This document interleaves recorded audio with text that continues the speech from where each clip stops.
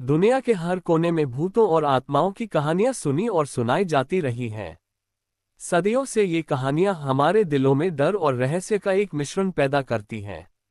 पर क्या आपने कभी सोचा है कि आत्माओं और प्रेतों के बीच भी एक ऐसा समय आया होगा जब उनके बीच एक भयंकर युद्ध छिड़ा होगा?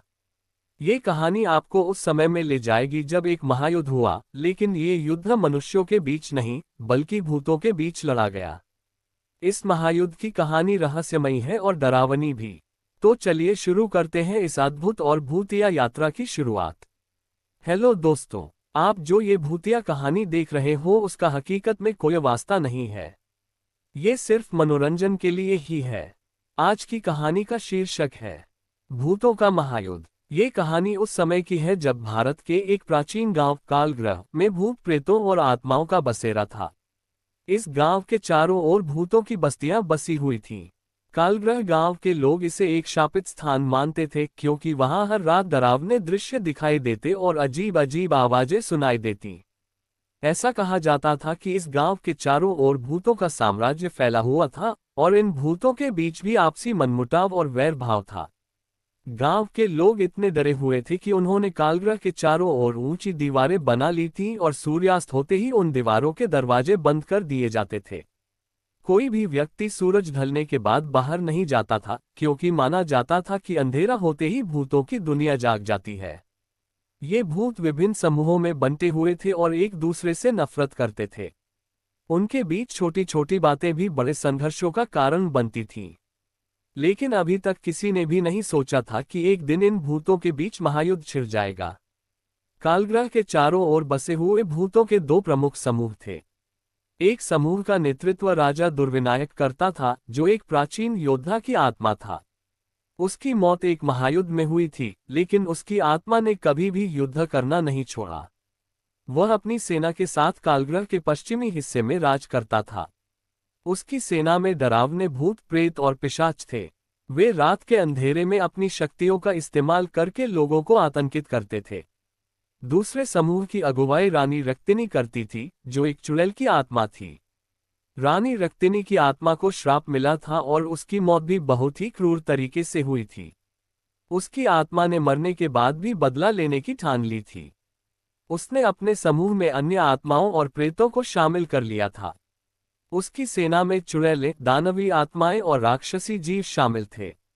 वे पूर्वी दिशा में राज करती थीं और अपनी शक्ति के लिए जानी जाती थीं। दोनों समूहों के बीच हमेशा से ही दुश्मनी रही थी, लेकिन अब ये दुश्मनी एक भयंकर महायुद्ध की ओर बढ़ रही थी। राजा दुर्विनायक और रानी रक्तिनी दोनों ही कालग्रह पर पूर्ण अधिकार चाहते थे। एक समय ऐसा आया जब उनके बीच सुलह की हर कोशिश नाकाम हो गई और फिर एक भयंकर महायुद्ध की घोषणा कर दी गई। महायुद्ध की तैयारी शुरू हो चुकी थी। भूतों के दोनों समूहों ने अपनी सेनाओं को मजबूत करना शुरू कर दिया। दुर्विनायक ने अपनी सेना में नई आत्माओं को शामिल किया, जिनमें कुछ शक्तिशाली प्रेत और पिशाच भी थे। दूसरी ओर रक्तिनी ने अपनी चुड़ैलों की सेना को और भी भयानक बना दिया। उसने एक प्राचीन जादू का इस्तेमाल किया, जिससे उसकी सेना की शक्तियां कई गुना बढ़ गईं। यह महायुद्ध अंधेरी रात में होने वाला था। कहा जाता था कि जिस रात पूर्णिमा की चांदनी होगी, उस रात यह महायुद्ध होगा। भूतों की दुनिया के लिए ये रात सबसे शक्तिशाली मानी जाती थी, क्योंकि पूर्णिमा की रात को उनकी शक्तियां अपनी चरम सीमा पर होती थीं। जैसे जैसे पूर्णिमा की रात नजदीक आ रही थी, दोनों सेनाओं के बीच तनाव बढ़ता जा रहा था। महायुद्ध की रात आ चुकी थी। कालग्रह गांव के आसपास की जमीनें युद्धभूमि बन चुकी थीं। गांव के लोग अपने घरों में दुबक गए थे, दीवारों के दरवाजे बंद कर दिए गए थे। आसमान में बिजली कड़क रही थी और जोरदार हवाएं चल रही थीं। ऐसा लग रहा था कि प्रकृति भी इस युद्ध का हिस्सा बनने जा रही है।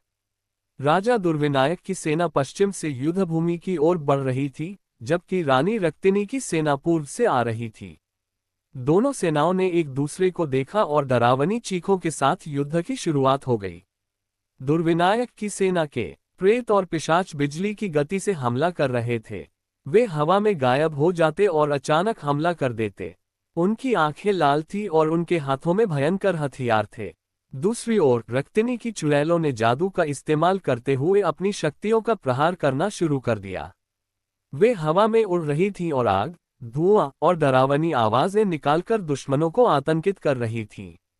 महायुद्ध का चरम तब आया जब राजा दुर्विनायक और रानी रक्तिनी आमने सामने आए।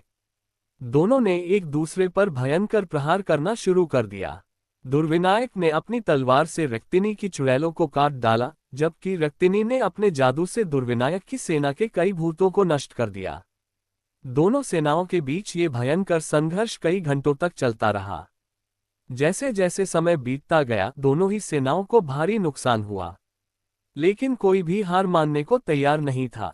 हर एक आत्मा अपने समूह के लिए अंतिम सांस तक लड़ने के लिए प्रतिबद्ध थी। युद्ध की भयंकरता के बाद अंततः एक ऐसा समय आया जब राजा दुर्विनायक और रानी रक्तिनी के बीच अंतिम मुकाबला हुआ। दोनों ने अपनी पूरी शक्तियों का इस्तेमाल किया, लेकिन ये युद्ध किसी की जीत का नहीं था। इस महायुद्ध ने दोनों पक्षों को इतना कमजोर कर दिया था कि उनके लिए आगे लड़ना संभव नहीं रहा। अंततः भूतों की ये दो ताकतें एक दूसरे को नष्ट करने में कामयाब नहीं हो पाईं, लेकिन इस महायुद्ध ने उनके साम्राज्य को तबाह कर दिया। राजा दुर्विनायक और रानी रक्तिनी दोनों की आत्माएं एक गहरे अंधेरे में समा गईं, और उनके समूहों के बचे हुए भूत और प्रेत इधर उधर बिखर गए। महायुद्ध के बाद कालग्रह गांव में शांति वापस आए। गांव के लोग इस महायुद्ध के बाद कम डरने लगे थे, क्योंकि उन्हें पता था कि भूतों की दुनिया में अब वैसी ताकतें नहीं बची थीं। महायुद्ध ने भूतों की सत्ता को बिखेर दिया था और कालग्रह धीरे धीरे अपनी पुरानी स्थिति में लौट आया। लेकिन भूतों की कहानियां और महायुद्ध की गाथा कालग्रह में अब भी जीवित है। लोग अब भी कहते हैं कि जब रात को तेज हवाएं चलती हैं और आसमान में बिजली चमकती है, तब कहीं न कहीं भूतों के बीच वही पुराना महायुद्ध अब भी जारी है। इस महायुद्ध की गाथा पीढ़ियों से सुनाई जाती रही है और आज भी कालग्रह के लोग इस कहानी को सुनकर डरते हैं।